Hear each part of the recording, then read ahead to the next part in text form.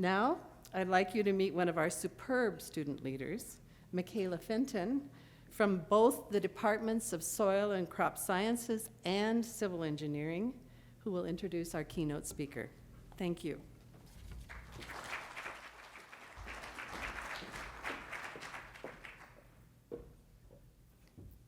Good morning. Thank you all for being here today. It is my pleasure and honor to be up here today representing our college. As Jan said, I am in the Department of Civil Engineering and Soil Crop Science. My hope is to learn about land and water efficiency for agriculture, and then potentially apply that to the legal field, policy fields, or anywhere else, so that way we can defend our great industry and communities. I am also pleased to have the honor of introducing this morning's keynote speaker, Dr. Robert Fraley. Dr. Robert Fraley was the Executive Vice President and Chief Technology Officer of Monsanto Company until his retirement in 2018, where he led a team of agricultural scientists dedicated to developing seeds and solutions that will help farmers around the world yield a more abundant, affordable, and sustainable food supply. In this role, he oversaw teams of researchers focused on plant breeding, plant biotechnology, ag biologicals, ag microbials, precision agriculture, and crop protection innovations that will help feed our growing population. His interest in the intersection of technology and agriculture began at an early age while growing up on his family's farm in central Illinois. Often recognized as the father of agricultural biotechnology, he developed the first genetically modified organism in the early 1980s as a solution for farmers battling pests and weeds that threaten their yields. Dr. Fraley's honors include the 2013 World Prize Laureate and the 1998 National Medal of Technology from President Clinton. Please join me in giving a warm welcome to Dr. Robert Fraley. Thank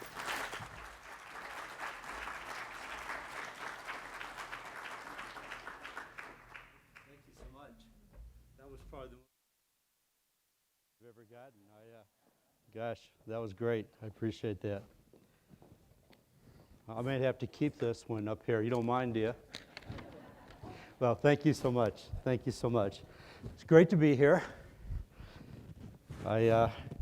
Blake, I couldn't agree with you more. I'm spending about half my time in St. Louis, Missouri, and half my time in Steamboat, Colorado. And you did make a good move. I can attest to that. It's great to be back here. I think the last time I was here was about 8 or 10 years ago and gave a talk, and just wanted to acknowledge Dean and Pritchett and Matt and Jan for all the great opportunity to be here. This is an exciting time for agriculture. It's a bit of a challenging time, but it's an important time, and it's good to see so many people interested in talking about innovation, which is so critical.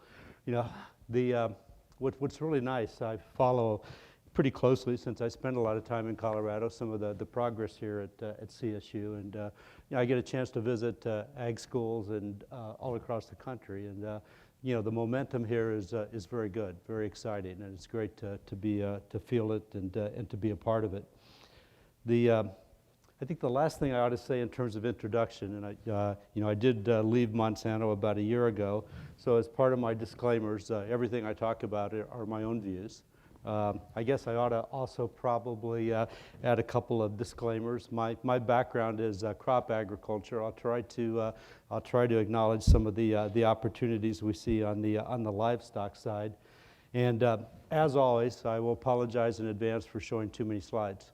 So let's get started and see if I can make this work. Let's see. I might need a little bit of help. Is it the right button?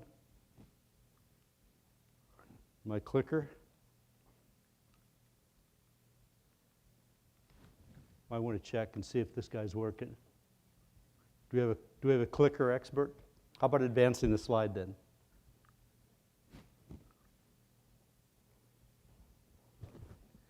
Anyway, We'll get started in just a moment. What I wanted to, go ahead.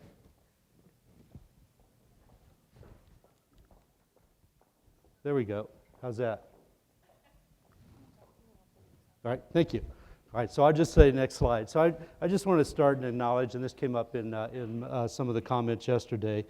Like I said, this is an exciting, it's a challenging time for agriculture. I think you've all seen slides like this that talk about the the incredible challenge that we face on this planet between now and 2050. Used to seem a long way away, but that's 30 years. We'll add another 2+ billion people to the planet. At the same time, we're seeing dramatic changes in our food chain in terms of the types of foods, the preferences for foods, and the opportunities that represents. And of course, from the environmental side, the impacts of climate change on agriculture are already quite evident. From the time I joined Monsanto in the 1980s till today, I've seen and watched the corn belt in the United States move into the Dakotas, and now markets in Canada for these crops. It's clearly evident. And along with that, opportunities and challenges from new pests and demands for water and land use that are very different and very challenging for us. But of course, I think the reason all of us are here is that we also recognize that technology and innovation has been an incredible solution. In fact, I'd simply make the case that in many ways, the history of agriculture, the history of crop and animal breeding has been a history of innovation. And that innovation, with some of the incredible advances that are occurring today, I think puts us in a remarkable position for the future. The way I like to think about that progress, growing up on a small farm in Illinois, I joined the world in the early 1950s, and over the course of that time frame, I've watched our yields of corn, quadruple, yields of soybeans go up 2 to 3x, and that's just illustrative of the type of progress that we've seen. Progress that's not only created the opportunity for farmer profitability and food security, but progress that has had an incredible impact on the sustainability of farming and food production around the world. It's interesting that today in this country, we farm or ranch less land than we have in the last 100 years. And yet we're producing, like I said, 3 or 4x more. And we're doing that because we're more efficient and we're able to produce more with less. Clearly, what this group is excited about, and my personal passion has been the incredible innovations that are occurring today.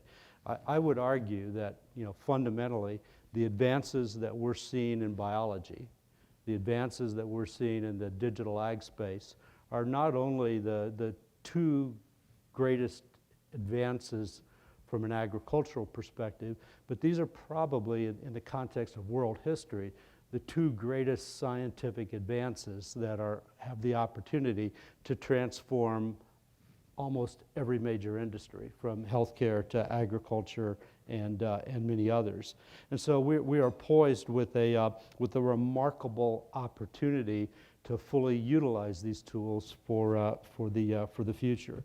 Now, as the biology guy, I have to start with a conversation on in the life sciences area, and clearly, we've seen incredible advances in many domains. Soil microbes, an area that a few years ago I would have probably been quoted as questioning the amount of science in that area, but with the knowledge of the soil microbiome, the interactions at the plant microbe level, we're close to understanding the footprint of the microbial ecological spectrum that can benefit crop yields and disease control. I would have to show my bias though and say by far the biggest impact has been how these technologies have changed plant breeding. When you think about it today, we basically know the sequenced genomes of every crop plant in the world. And with the marker systems that are available, we can create and stack combinations of genes that would have simply not even been possible to do a decade ago. The ability to map and tag 20 or 30 genes, use sequencing technology to select those rare recombinants that have incredible desirable properties could not have been done before. And for me, as we look forward, that's probably one of the great reasons that we will be able to not only sustain food security, but be able to have a dramatic enhancement on the environment. The cost curve has changed dramatically. A decade ago, we were spending billions of dollars to sequence the human genome. Today, for about $10, you can get enough marker sequences to identify, a superior, crop variety, and that's pretty remarkable. Effectively, today, when we're breeding gene by gene, and now with the advent of the gene editing tools, we're able to make that to the next level. I think you would probably expect me to comment just for a moment on biotech and GMOs, and that's something that I feel very excited about as an impact that this technology has had in agriculture. And you're aware, just like there's been significant challenges around the GMO technology. On the other hand, we are now touching nearly 500 million acres of crops planted around the world that use this technology, largely to control insects and weeds. But that's key because insects and weeds are some of the biggest challenges that farmers face around the world. So the technology has had a significant impact in terms of increasing yields, giving farmers options for pest control that didn't exist before, and as a result, impacting beneficially food prices and food availability around the world. One of the things, though, I'm most proud about with this technology is that today half of these acres are in developing countries with small farmers having access to these tools. I wanted to take just a moment, since we have Secretary Vilsack here, to make a couple of points. I think as much as any other person in the political world, Tom has had a major role in ensuring the success of this technology. When he was the governor of Iowa, he led the governor's biotech caucus. But as the Secretary of Agriculture, we were at a period where, because of regulations and some of the challenges around public support, the timeline for biotech approvals was approaching 6 or 7 years, which was making it very difficult to justify the investments in moving forward with the technology. He was able to dramatically shorten that technology timeline for a regulatory approval, and I think that has enabled the adoption of these technologies not only in the U.S. but around the world. So, Secretary Vilsack, I owe you one. I really appreciate what you've done. The impact of the technology is hard to imagine. My favorite quote over the years was a farmer who came up to me and said that this technology has changed my life as much as when my grandfather saw us going from horses to tractors. And that's a great feeling, and it's been exciting to be part of it. What I'm probably, though, most proud of the technology is the fact that now in 20-plus years that this technology has been grown in over 25 countries in the world and planted on over 6 billion acres, there's not been a single issue of food or feed safety with the technology. So that's stellar track record for safety is key. And as we look forward, there's exciting advances that are going on that are extending now the basic GMO technology into health and nutrition, disease control. A couple of my favorite and most biased examples are here. I am an alum of the University of Illinois, and the work that they're doing on basically hacking photosynthesis is pretty cool. Basically, photorespiration, as you know, in C3 plants is an energy-intensive process, and by being able to change the glycolate pathway, they're seeing significant yield increases as a result of better energy utilization. My favorite technology from Monsanto and Bayer is the short stature corn. And this is using a combination of biotech and breeding approaches to produce corn hybrids that are a little bit less than 7 feet tall. So this is a cool graph because it shows the amount of land that it takes to produce 10 bushels of corn over the time period of our industry. And you can see that we're continuing to be able to produce more with less and less land as we go forward. The benefit, though, of short stature corn really draws on the same benefits that we saw during the Green Revolution when Dr. Borlaug developed the short stature wheats. More biomass directed at the grain, a better standability and harvestability of the crop. And what we're seeing with the short stature corn is that the better standability translates to weather resistance and disease resistance. But also, at that height, it's possible to apply, nutrients and crop chemicals precisely when needed throughout the growing season. And so that creates incredible opportunities, I think, for a yield boost in a crop that continues to be an important mainstay for food and feed production, and many other examples. But we're clearly seeing really exciting opportunities to use these technologies to drive further enhances in yield and productivity. Of course, on the biology side, everybody knows that the power of gene editing is going to be transformational across both healthcare and agriculture, across crop agriculture and animal ag. I've never seen anything like it. 20,000 papers published through last year on this incredible topic. I think every scientist and every university or company is using the technology. Last year I was judging a science fair in St. Louis, and one of the high school kids was doing a gene editing experiment. So that talks about the excitement and the impact that this technology can have across a broad variety. I think you all know the science well, and a little compare and contrast between GMOs and gene editing makes a couple of points. Clearly, with the GMO technology, the power has been the ability to introduce a new gene and a new property. But it can be a new gene, and some of the detractors, the concerns over foreign DNA, have led to enhanced regulatory oversights. In the case of gene editing, the ability to change a particular base pair, add, delete, and modify the plant or the animal's own DNA not only gives you incredible precision, but of course creates changes that are very much comparable to what you would see in typical plant or animal breeding, and so has had a less and regulatory scrutiny. Of course, I have to emphasize that in both cases, these technologies are incredibly safe and beneficial, and in many ways very complementary, because the GMO technology lets you add a completely new characteristic or trait, and the gene editing technology lets you super speed the breeding process and direct the evolution to create very powerful benefits.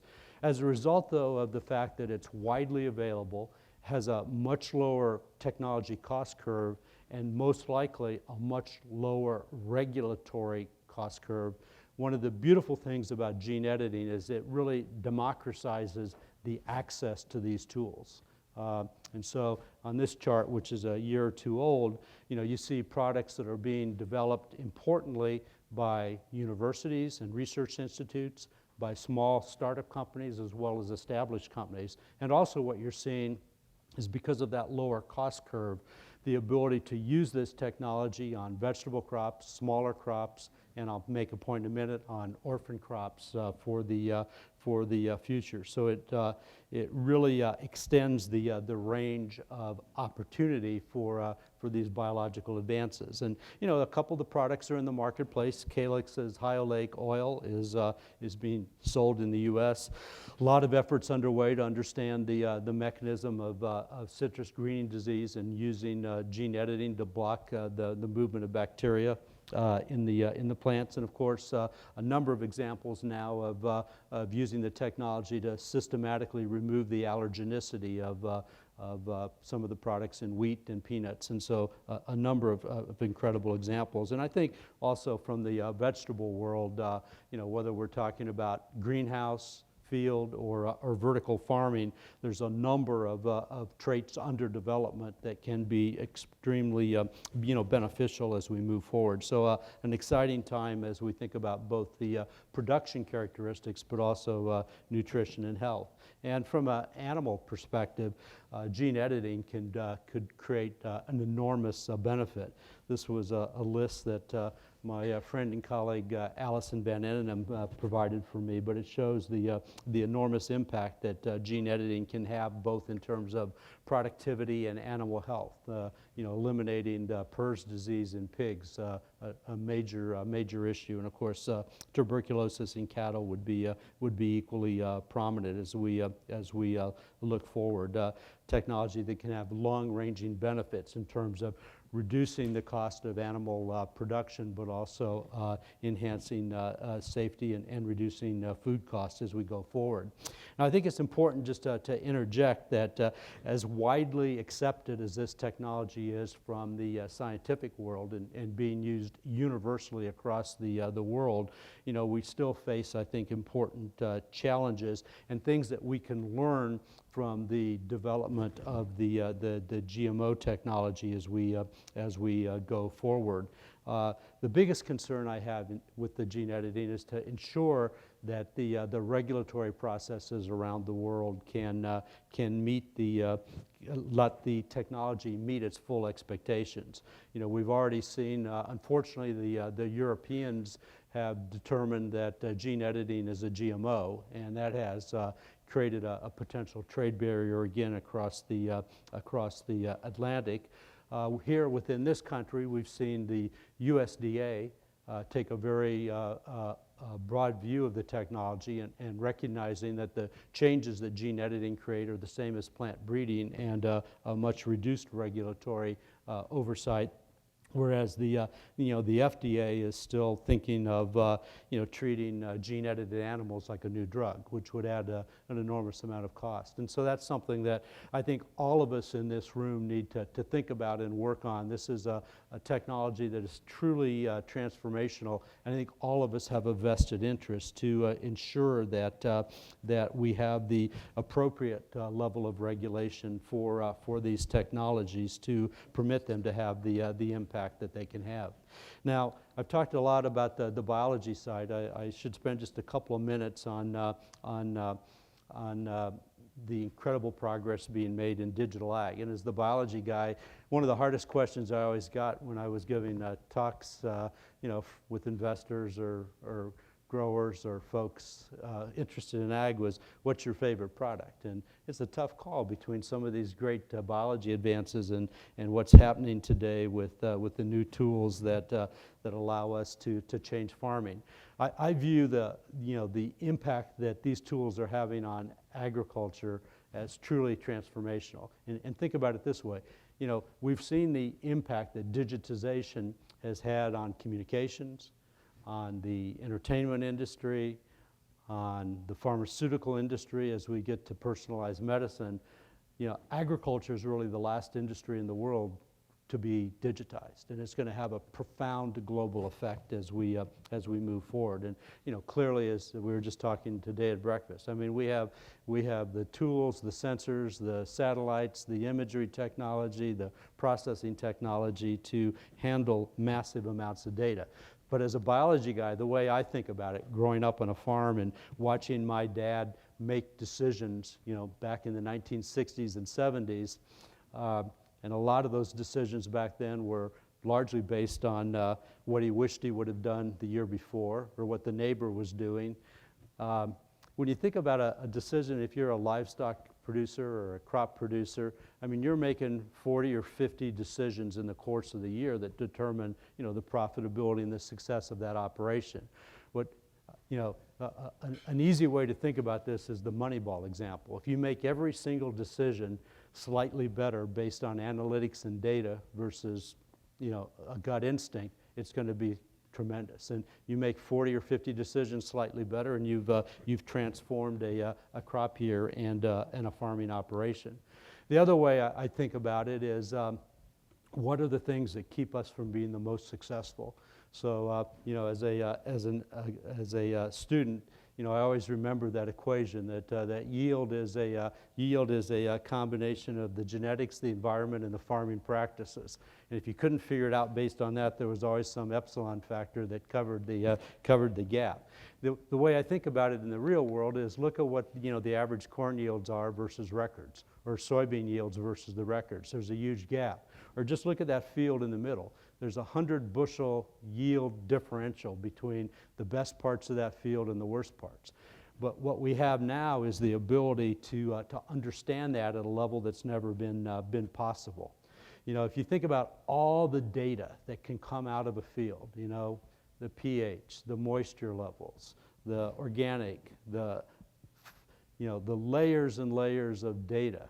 And in fact, today, you know, with the sensors and the image technologies that are available, we're able to pull about 250 data layers off of every field and use that information through the the power that we have with artificial intelligence and the algorithms and the computer capability to turn that into information that farmers can actually use to make the decisions to make their farming operations more effective and more profitable. So, you know, with the analogy that I used in breeding, which is, you know, we're breeding gene by gene, today in reality in a farming operation, we can monitor that field plant by plant, and we can understand that soil foot by foot. And that's an incredible breakthrough that has never been possible before. You know, there's lots of favorite examples I have of how this technology has been and is being used in a real life way. One of the ones that I think has been really exciting that has been developed has been using the knowledge of the nitrogen applications, the weather, the crop growth cycles to literally monitor the amount of nitrogen remaining available in a field during a production year. And importantly, that tool lets farmers on a sub-field basis make the important decision: have they got an adequate amount of nitrogen? Do they need more? And to make that decision, you know, based with on a real-time analysis. Over the years that we've used this kind of a tool, it's saved farmers on average 10 to 12 pounds of nitrogen per acre. It's given them another 2 or 3 or 4 bushels an acre and a lot of profitability. And it's been, you know, good from a production perspective and obviously good from an environmental perspective. The other example that stands out for me is being able to use now facial recognition technology so that a farmer can get an instantaneous view of what's going on in a field. So I know some of you here are familiar with corn production. You know, this is an area of the country that gets Gossa's wilt occasionally. I just ask you, you know, as corn farmer experts, which one of those pictures is Gossa's wilt? Well, it turns out it's pretty hard to tell the difference between some of the environmental, some of the other diseases.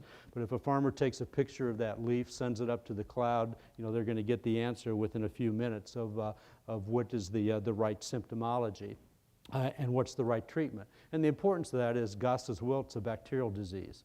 You'd be wasting your time and money if you sprayed a fungicide.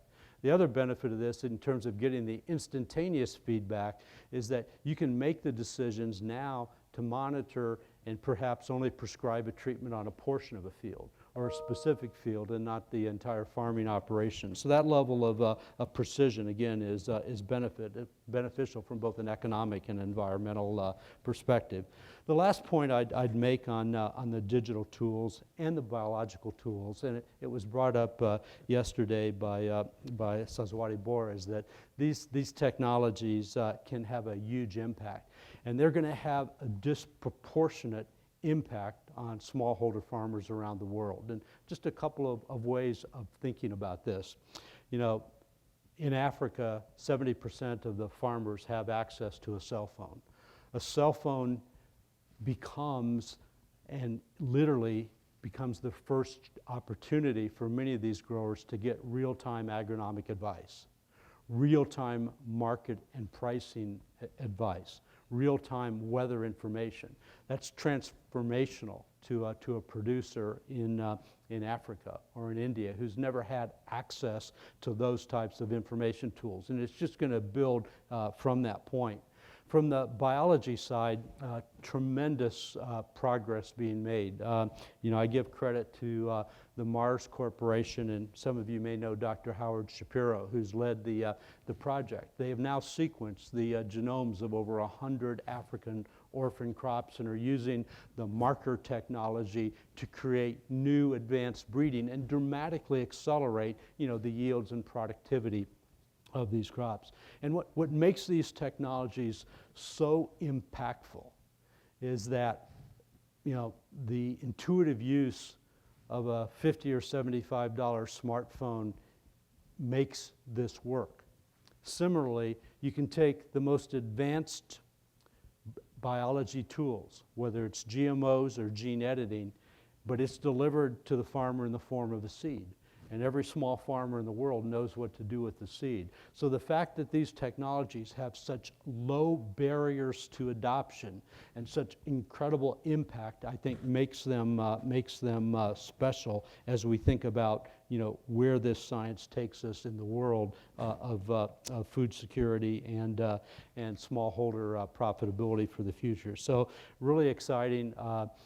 As was mentioned yesterday, nobody can do this alone. It's going to take incredible partnerships and community effort, but there's a lot of energy, a lot of resources focused in this area, and I think we'll see incredible progress. Now, I've talked a lot about incredible science that I'm absolutely passionate about and believe can have a tremendous impact. The one thing I've learned in my career is that it absolutely takes great science to create great products. There's no doubt about that. What I've learned is that great science without the communication and support can lead to products where the public may not accept or regulators may not make the right decisions for the right reasons.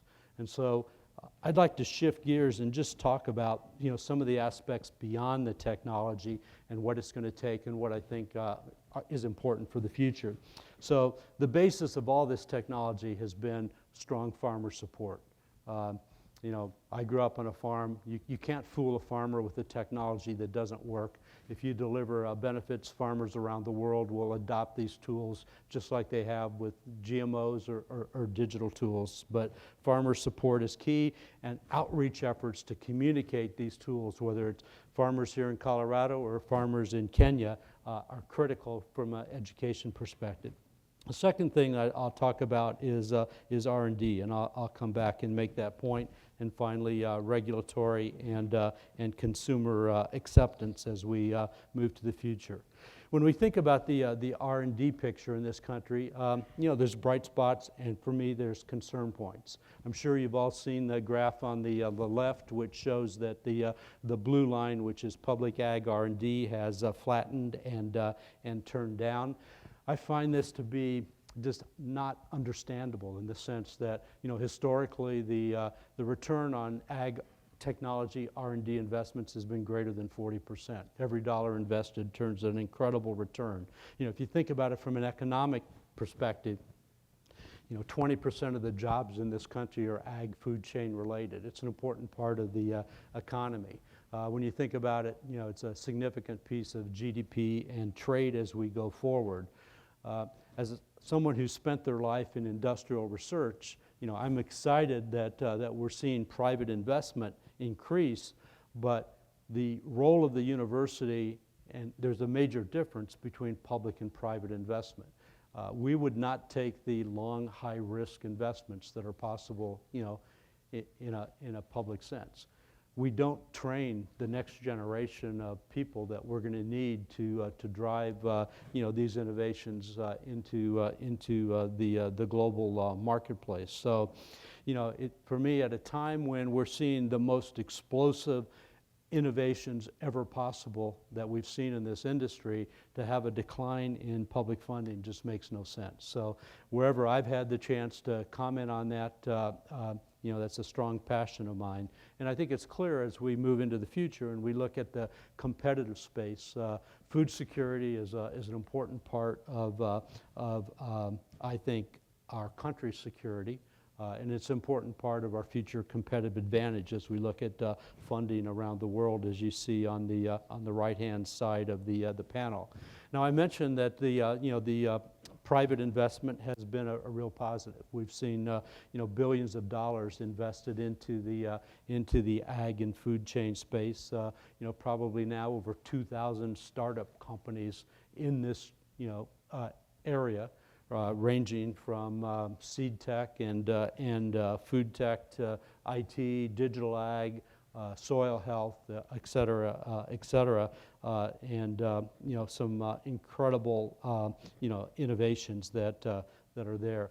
I just would comment on a moment, because I was talking to a few people last night at the bar.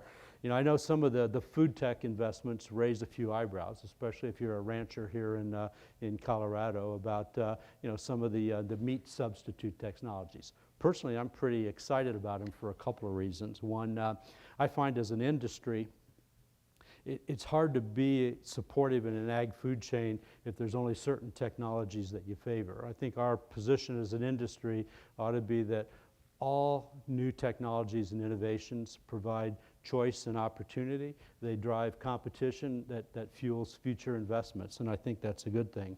I'm particularly excited about the Impossible Foods. Have you had one of the Impossible Burgers? And I guess I have a secret reason for doing that. Have you ever looked up the ingredients in the Impossible Burger? Well, here's what you should look up. Do it now on your phones. Look up Impossible Burger GMO ingredients. The two major ingredients in the Impossible Burger are produced as GMO ingredients. So soybean leg hemoglobin, which is what gives it the color and the taste, is a soybean gene introduced in yeast, and that's used to provide the texture and the taste of the burger. So I see these technologies, whether it's the meat substitutes, the milk substitutes, the egg substitutes, as really opportunity to open the door for the use of technology in a broad sense across the food chain. And we've been looking for, what is the GMO product that consumers will accept, and this could really very much be the one. Now, one of the other hard questions I get, particularly when we talk about GMOs, is what have we learned? And this came up, I think, pretty elegantly in the panel yesterday afternoon, the Telling Our Story panel. And I think the punchline from that, in my mind, was we're not very good at telling our story.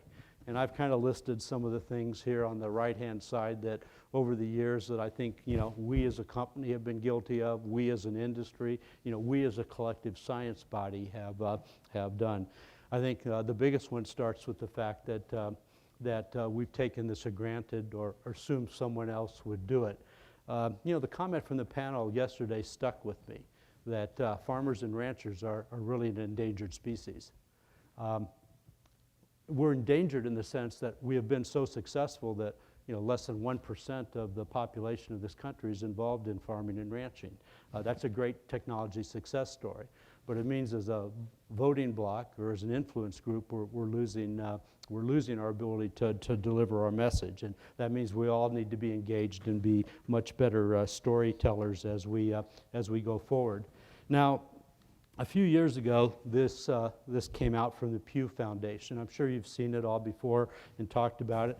Basically, the left-hand side shows the difference in viewpoints between I would say, an average consumer and a AAAS member. And you can see there's broad gaps on everything from vaccines to the safety of GMOs, and you can see the one on the right that often gets quoted, that a third of the population doesn't believe that tomatoes have genes. And this was followed on a few months later by the cover of National Geographic, where we talked about the war on science and people not believing in climate change or vaccines cause autism or GMOs weren't safe, et cetera, et cetera. And I'd say maybe 10 years ago I would have shared this mentality that it was a war on science. I think what I've actually concluded is it really just shows what a poor job we have done in communicating to the public, the importance of these innovations in the future for both agriculture and for healthcare. And so I think that the challenge on all of us is to go back and look at how we communicate and how we do a better job. So a couple of things that I've thought about over the years, and as I think about when GMOs were first being launched, was pretty close to the time when the internet was being launched and social media was occurring. I can tell you that Monsanto and most of the other big companies were not very good on using social media.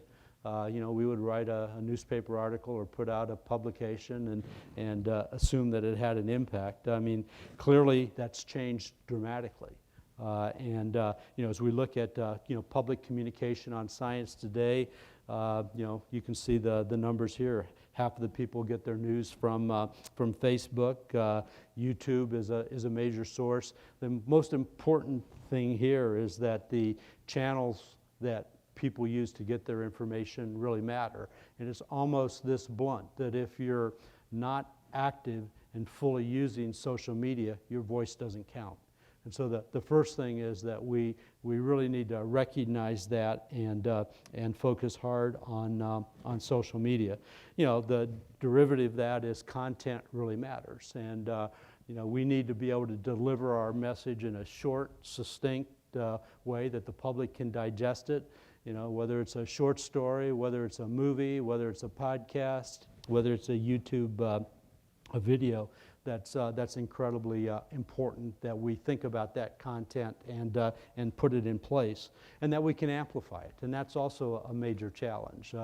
As I travel, and see and talk to universities, startup companies, big companies, everybody tends to have their own story delivered in their own way. Very little interconnectivity, very little amplification of that message. And so we're not getting the full impact of even the dollars that we invest. I highlight a couple of the organizations on the bottom of this slide that I think have been important. The Alliance for Science, which received a large Gates Foundation, has pushed messages broadly across U.S. and Africa. I'll give a shout out here to the Ranchers and Farmers Alliance, and our next panelist, the CEO, will be able to tell you more. But they've done a nice job of connecting across the industry, and I think that's been key. So Aaron will talk about that. Back in the mid-90s, believe it or not, Norm Borlaug and I founded the ISIL organization, which was focused on developing, the tools to transfer, technologies around the world. And still today, they track and distribute a lot of information across the globe on advances in biotechnology. But I do want to flag again SFRA, because that is the first effort I had seen in my 40-year career to really connect the various entities in the commercial ag and food infrastructure together to create the ability to deliver a coherent message across multiple audiences. All too often in the past, I've seen different commodity groups and different crops fight each other on different messages. The opportunity to stand up for innovation in agriculture with advanced biology and digital tools, I think, is an opportunity that every crop, every livestock group, frankly, every university, every startup company can get behind. The thing I'd love to see, and what I'm quite passionate about, is how do we create the network, not only across the commercial end of the ag food chain, but how do we connect universities and startup companies, because all of us have the vested interest to deliver this pro-innovation message across the chain. The last thing I want to talk about, I told you I was going to show too many slides, was the messaging piece. And this comes from, over the years I've given lots of talks in New York City, San Francisco, LA, and so often I would start out with 10 billion people, hungry world, food, nutrition, hunger, starvation, food security. And after I got to about food security, most of the audience was working on their day's agenda. The reality of us in this country is that most people have never missed a meal, and they're often worried about too many calories. On the other hand, when you talk to them about the environment, reducing water, reducing land, reducing greenhouse gas emissions, reversing climate change, it picks up. And there's data on this slide that I think is pretty impressive. When you can go to a critic of ag technology and they vote for new technology and new innovations that support the enhancement of the environment, that tells us something. And the important and remarkable impact of this, and I want to be really clear on this so you understand where I'm coming from, the role of agriculture from food security and food security around the world is incredibly important. But when I look back at all of the innovations that have been created, the advances in breeding, biotech, sensors, satellites, all of those innovations are driving a remarkable increase in sustainability and in enhancing the environment. And it's a part of the story that we have not told and told well. And for me, that's an incredible opportunity for us to talk about addressing both food security and enhancing the planet at the same time. So just a couple of ways that I think about it and put it in perspective. This is a graph on the right-hand side. You can see the blue line is world population. The red line is the increase in food, and let's say it's somewhere between 60 or 70% that we need to feed 10 billion people. The green line is the amount of land that is being used around the world for food production. I believe we can make a strong case that we are at peak global farmland today if we utilize technology. We've already achieved that in the US. I mentioned that at the beginning. We're farming and ranching less land in this country than we have in the last 100 years. It's possible to do that around the world. There's technologies that are going to allow us to reduce the footprint of farming. There's technologies that are going to dramatically allow us to reduce input. So, we're going to use nitrogen even more efficiently, our use of water, the increases that we're going to see, whether it's cover crops or soil health and microbes that all allow us to produce more with less. And really, there's two phases of this to think about. When you look at greenhouse gas emissions, there was a number that was quoted yesterday, and it's widely quoted. Around the world, about 25% of the greenhouse gas emissions come from agriculture, whether it's animal or crop. In the US, it's probably closer to about 10% because we've become more efficient with some of the incredible technologies that have been adopted over the last few decades. If you take a look at what's possible just with technology that exists today, we can probably have that.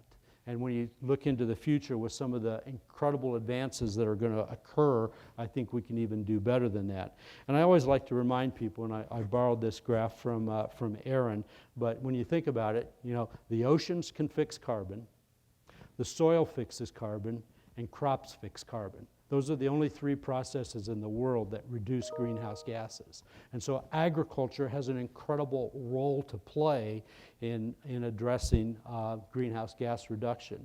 And I think we can do an incredible amount. I believe it's possible that agriculture will be ultimately viewed as a solution set for climate change and our ability to reduce greenhouse gases and not a culprit.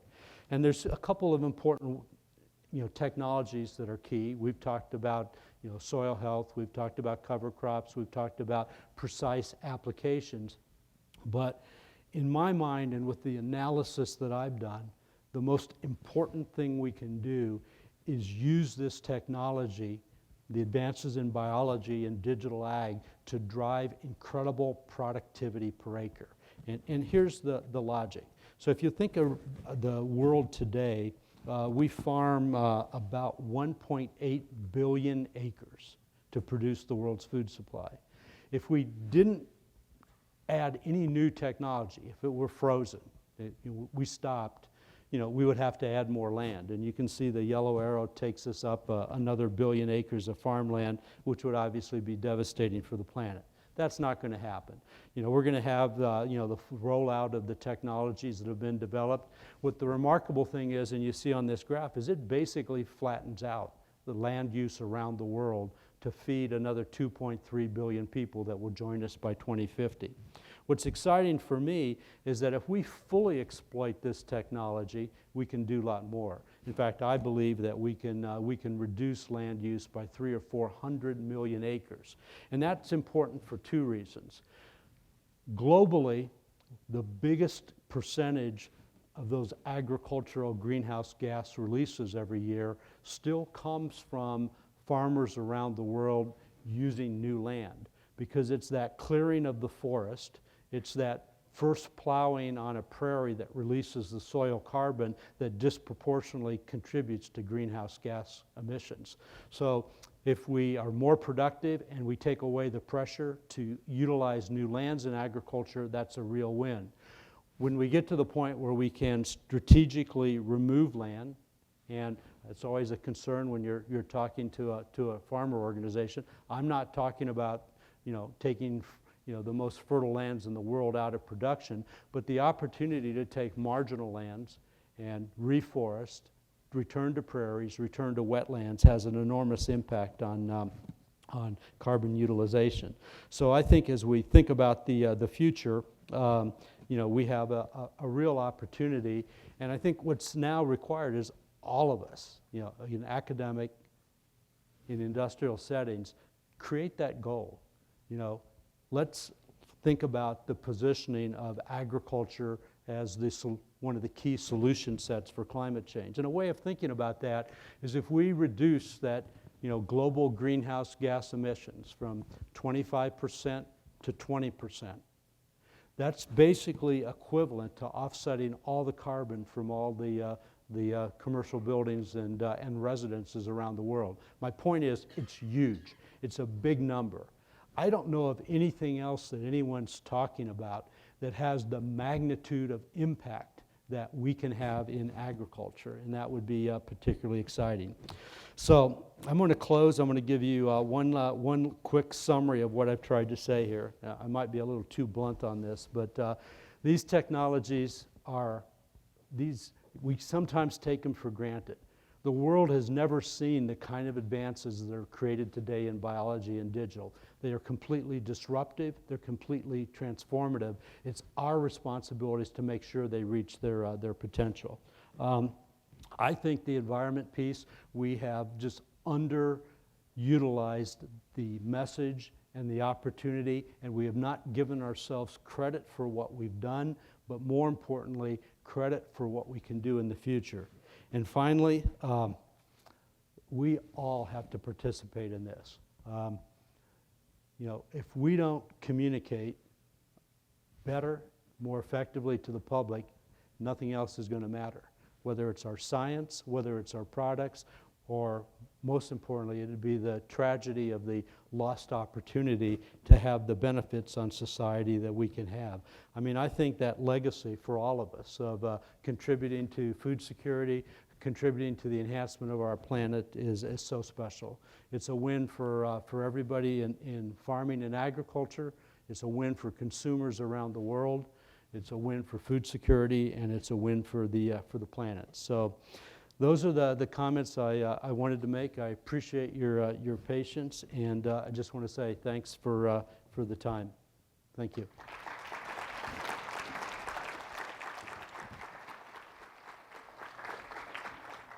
Pardon? Are you ready to answer some questions? You bet. Awesome. So you can take a seat right over there. All right. Thank you much. I stole your water in case you need it. Thank you. First of all, thank you for your wisdom and sharing your passion and your work with us. I know I took a lot from what you said, and I'm sure the audience definitely can agree. If if you all have any questions, please feel free to go ahead and fill out the index cards at your table. We have students and special volunteers helping us pick up all your cards. He definitely had a lot to say, so I'm sure we can get some really great questions going. But to start, we have two. So All right. from your discussion today, the audience said they saw two approaches to sustainable agriculture. Number one being biotech, which you talked about very interestingly. Second, regenerative agriculture. The question is how to investigate the two as one, because the approaches seem to be parallel, but there's not a lot of synergy in our field right now. So the question for you, and the purpose behind it, is that they believe we need to start discussing regenerative high-tech agriculture. So the question for you is, what do you think about that? And with your opinions, how do you see promoting this integration of the two?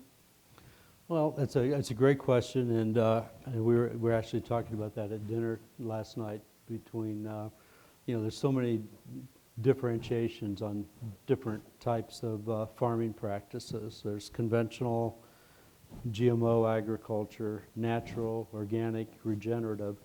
I always start with the point that what we all want on the planet is we want to farm and ranch as efficiently as we can. And so, the choice of tools and technologies is an important part of it. In some cases, some of the practices are labeled in terms of what technologies can be used, but all of them share, I think, a desire to be more efficient and more effective. And so I think that's an important part of the conversation. I've talked a lot in the organic community about the use of microbial inoculums and being able to use the full benefit of the soil health amendments. The digital tools are widely used by organic farmers. I hope that at some point, I just tweeted on it last week, gene editing is one of the most incredible technologies that's ever been developed. It would be wonderful if the organic industry, used that tools to produce, the next generation of their products. So I think these tools have a broad impact across different production systems across the globe, and that should be our goal. The enemy here is inefficient agriculture. I'm reminded of Jason Clay at the World Wildlife Foundation, who always made the point that if you leave the decision, to a farmer on whether he's going to feed his family or cut down the next tree, the tree's always going to lose. The antidote to that is not having to do that because you're farming more efficiently and more profitably. That's the key in my mind to delivering on the promise of both food security and truly enhancing the environment. That's amazing. Thank you for that response. You also passionately talked about the low barrier to technology across the world and here in the United States. One issue to farmers here, even in Colorado, is rural broadband. So how do you see accessibility to the internet overcoming that challenge? I think it's absolutely a key point, because so much of the future technology, both in this country and around the world, is going to be delivered digitally. I mean, so that's got to be a prime investment. The governments and states and countries and companies, recognize that. I believe it's key. And when we talk about barriers to adoption, in general, the barriers to adoption have not been technological or scale driven. Like I said, the distribution of cell phones in India and Africa is broad. The ability to utilize seeds is key. There clearly have to be investments in seed production infrastructure. There have to be investments in the broadband systems that are important. But what's nice is those are pretty discrete. I always like to, when I think about how do you have a benefit, and it came up a little bit in yesterday's conversation. I think if you have the right set of technologies that are truly transformative, that create clear and obvious value, they will get adopted, and those investments will be made. And so, I'm pleased to see, all of the institutions and the Gates Foundation who are, literally, investing hundreds of millions of dollars into, crop breeding in Africa and developing the seed production systems. I think we're seeing the same thing literally on the digital side. So, those are clear targets, and the benefit of that is there are also clear investment opportunities. And, I've been in agriculture long enough. I remember when I joined Monsanto in the early 80s, we spoke of of many of the PAC Rim countries and Brazil as developing countries. In 40 years with the right investments, they've become agricultural powerhouses. I absolutely believe, that 40 years from now or sooner, we will see, agricultural production in Africa be transformative, because they have, the water, the land, and the capability to be very, very effective in their agricultural production, given the tools now that exist and access to those tools. I think it can be a remarkable change. That's incredible. Thank you. And then we'll take the next index cards whenever you're ready, Mercedes.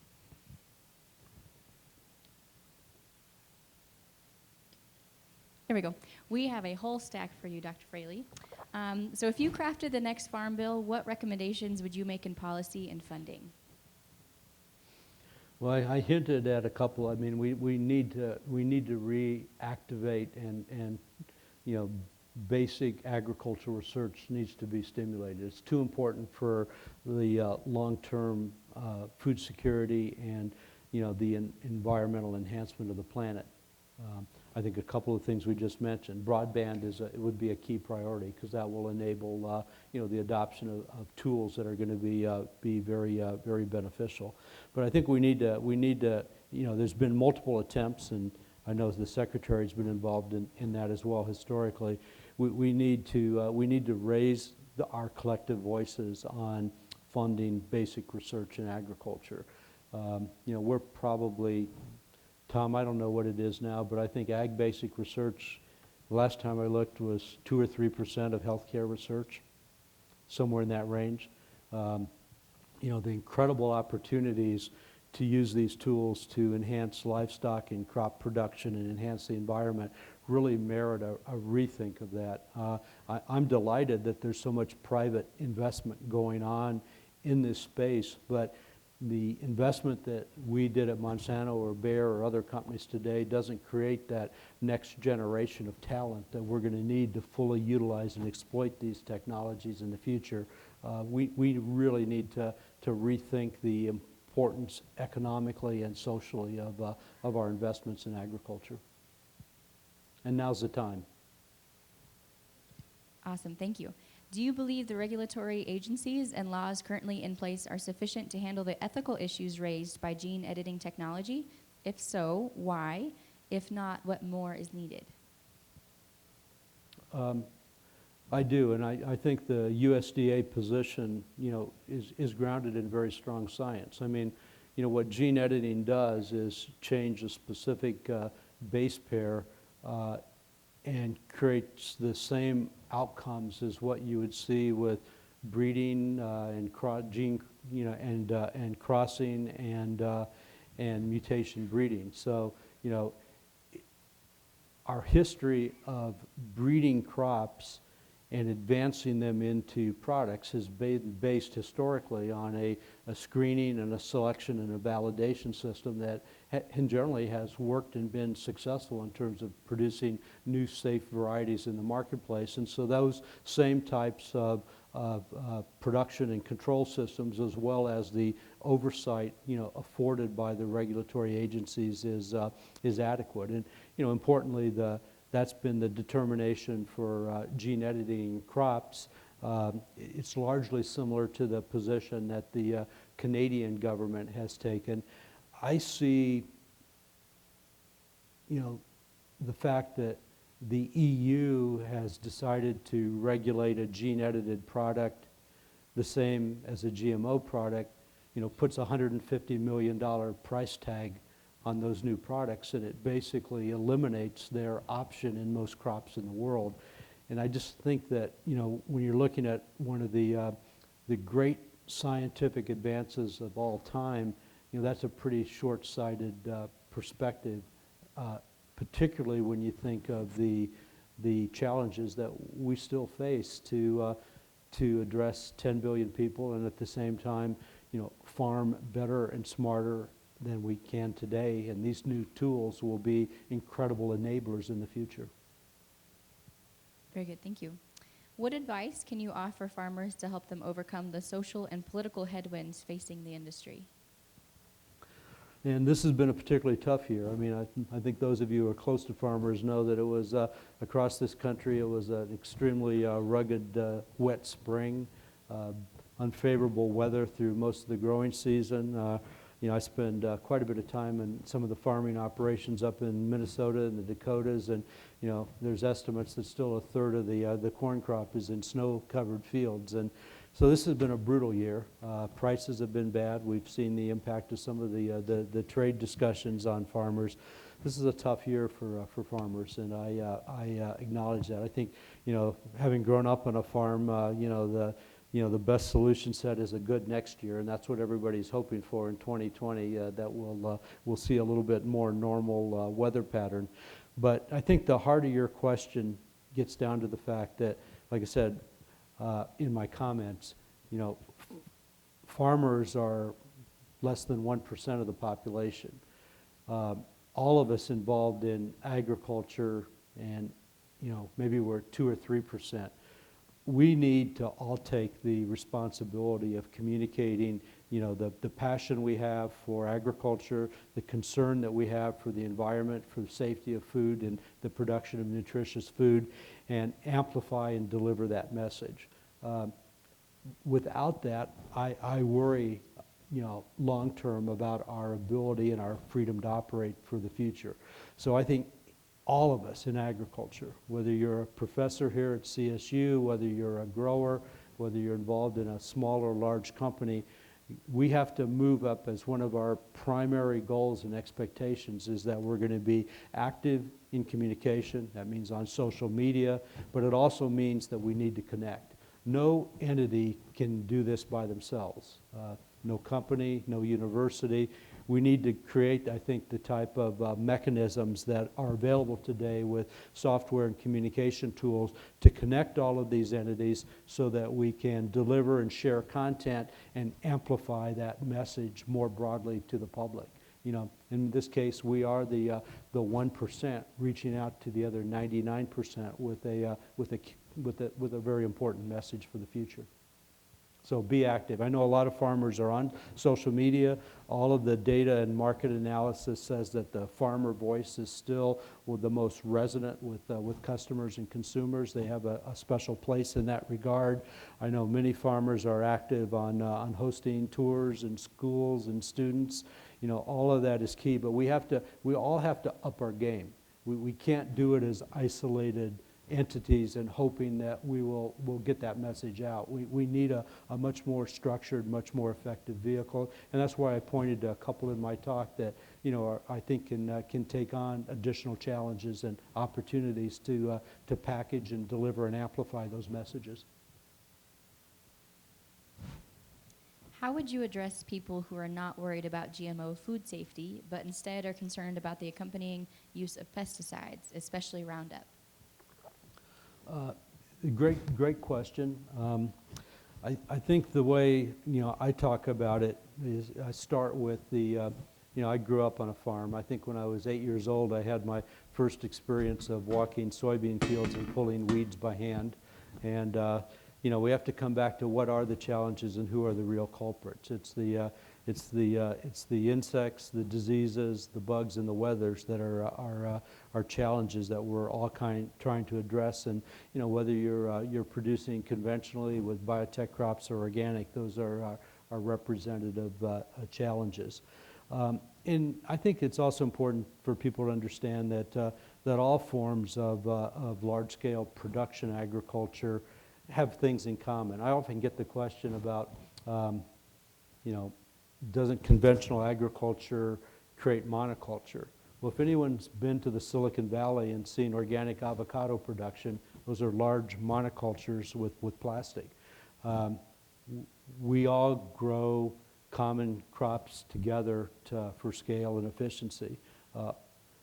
organic farmers use chemicals. They're a different subset of chemicals than are used by conventional farmers, but there's a variety of products because the challenges of controlling bugs and weeds are still there. So I think that's, there's opportunities to point out that there's probably fewer differences in production systems than what people realize, and also that the goal of all production systems is to become more efficient and better in the future. The Roundup situation is, in my mind, a really unfortunate, issue that's facing the broad agricultural community, and I think it really reflects some of the, the challenges that we see in our legal and regulatory systems around the world, because every major regulatory body in the world, here it's the EPA, in Europe it would be their regulatory body, Canada, Japan, have all studied crop chemicals like Roundup, and they re-review their safety every few years. So a product like Roundup that was developed in 1974 has been reviewed numerous times. And the EPA just completed their review a year or so ago and concluded that glyphosate was safe and is not a carcinogen. The European Union, the study was led by Germany. They took 4 years to review Roundup and determine again it was safe and not a carcinogen. But unfortunately, an offshoot organization, came to a different conclusion after reviewing the data for a few days, and made a publication that said it could be a carcinogen. What a lot of people don't realize is that organization has reviewed about 1,000 different processes or components, and 996 have been determined to be carcinogens, including coffee, red meat, cinnamon, night shift, peppermint. And unfortunately, we now know that entity is funded by the plaintiff lawyers, and that many of the reviewers who determined those conclusions are now the star witnesses in the trials that are going on. So it's a pay-for-play scheme. But importantly, it's having an impact across our industry because it's causing people to question broadly, the legitimate safety processes and reviews, and it really, I think, has an opportunity to impact future innovation. So it's something in the end where I personally believe that the science will win out, but it's unfortunately an expensive process that we see as a result of some of the I would describe as the weaknesses in our legal system. The reduction That's probably more than you wanted to know, but I think we all appreciate your insight, Dr. Fraley. Reduction of agricultural's footprint is occurring through urbanization and suburbanization. How do we make sure that productive agricultural land is not continually lost through this process? well, you're right. I mean, I think we lose thousands of acres every minute to urbanization, and that's and at the same time, we know in the future that sharing water and land resources is going to be an important part of the coexistence between agriculture and urban development and expansion. I mean, I think that's a fact of life, and the best answer, is, I believe, is what I said in my comments: is take the land that we have available, use all of the tools that we have been able to create and invent, and farm that land most productively and efficiently. And that gives us enormous flexibility in the future to meet both food security but also enhance the environment. And I think that's the answer. And it makes it even more important than ever, because we know that a planet with 10 billion people is going to need, the potential for conflict between agricultural uses of natural resources and urban and city will be important if we don't drive productivity to the maximum, and at the same time produce more with less. I always use the example when I graduated from high school and decided to go to college. The average corn yields in Illinois were 100 bushels an acre. It was the first time that the state had ever topped 100 bushels. Last year they were 200. So we've doubled the amount of production per acre, and it's not raining anymore in Illinois than it did when I was a kid. We're using less fertilizer, we're using less pesticides than we've ever done, and yet that incredible increase in productivity has benefited both food security and the environment. That type of demonstration is going to occur everywhere. You know, I mentioned the impact of breeding and these new tools and the sequencing and you know, the use of markers. It's a bit mundane, but what we can now do with these tools in the laboratory, and I would say this has all occurred within the last 5 or 7 years, but in the crops where these tools have been applied, we are doubling the rate of gain of each breeding cycle. That, over a few years, is a tremendous driver of innovation and productivity. And as these sequencing and marker tools are extended to, you know, other crops, major crops, minor crops, vegetable crops, they're going to have an incredible impact on driving productivity, I think largely beyond any of the models and analysis that a lot of people look at today, because they don't have the insight that the impact that these technologies are already having today. So, America's farmers have been dealing with rapid consolidation in the industries that both supply and purchase from their operations for some time. For example, 85% of the U.S. corn market and 76% of the U.S. soybean market is controlled by the 4 largest seed technology firms. This consolidation has led to increased costs for producers, fewer options, less competition in the marketplace, and increased prices for consumers. What are your thoughts on recent federal legislation that would help stem the tide of increased concentration, such as the Food and Agribusiness Merger Moratorium and Antitrust Review Act of 2019, which would also enhance antitrust enforcement in the food and agribusiness sectors? An important question, and for those of you who don't know, when Dow and DuPont were starting their merger, when Syngenta was being acquired by the Chinese government, was about the same time that Bayer had announced its intent to acquire Monsanto. I had the opportunity to testify before the Senate Judiciary Committee from Senator Grassley's committee, and made the following points. You know, in any industry, scale is important. Scale is important in the pharmaceutical industry. It's important in the ag industry. You know, when it takes you know, a couple $100 million to develop a new crop chemical, or $150 million to develop a GMO, size and scale matters, so that's important.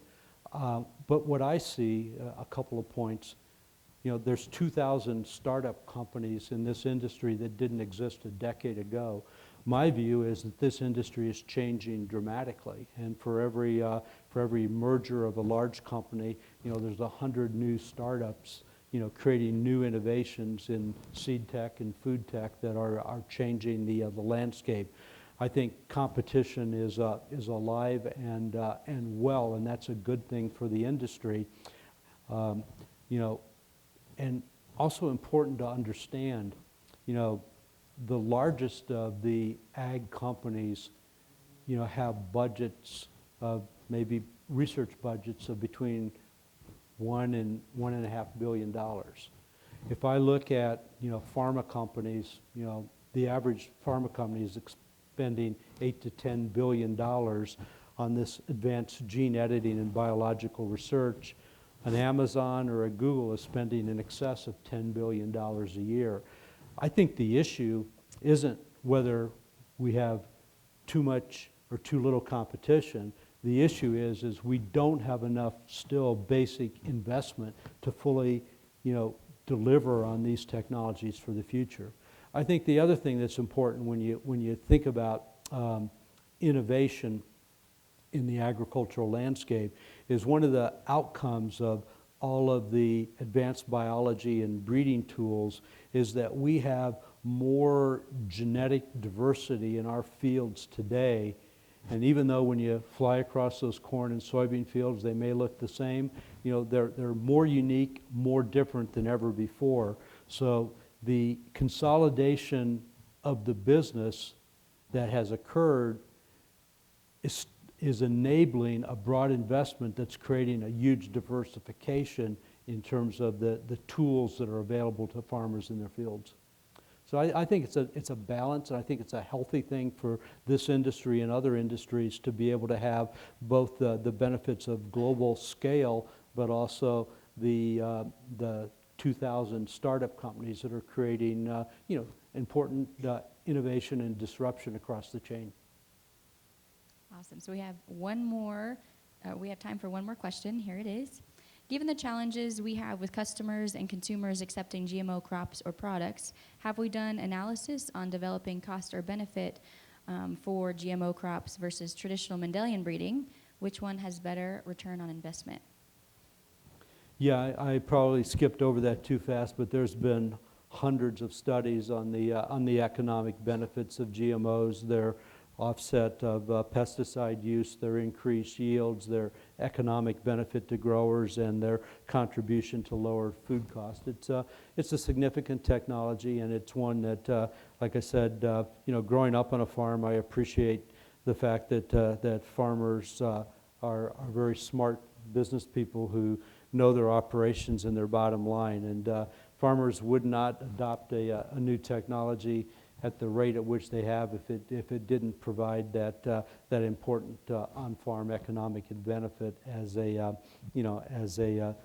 tool. So I'm very excited and very comfortable about that. I think, as I mentioned in my talk, we have not done a very good job of communicating those benefits broadly to the public, and that's a real opportunity for us in the future to take advantage of. And I think we're benefiting now, seeing a number of the new products that have that direct consumer benefit that we've been looking for. So whether it's a healthier oil or an Impossible Burger, those are products that resonate directly with consumers, and I think that's key. The advantage of I think of that the healthcare industry has had as they've justified their investments in R&D is that every consumer thinks in the back of their mind, I may not need this, but I would like to have the option of a new innovation in healthcare should I ever need that. In the ag and food industry, that immediate consumer benefit hasn't been quite as apparent, but I think between the new products and a stronger message in terms of the environmental benefits, we have a real opportunity to craft that message to our consumers. All right, let's join in giving one more round of applause to Dr. Fraley. Thank you very much. Awesome. Thank you. Great job. Appreciate it. You've got a future as a moderator, Oh, and then on behalf of our college, we are pleased to offer you this gift of our appreciation for spending your time and sharing your wisdom with us. I hope that's one of those mugs in there. I've been tweeting ferociously, just hoping that I could win one of those. Thank you very much. Appreciate it. Bye-bye. I'm going to slip out here.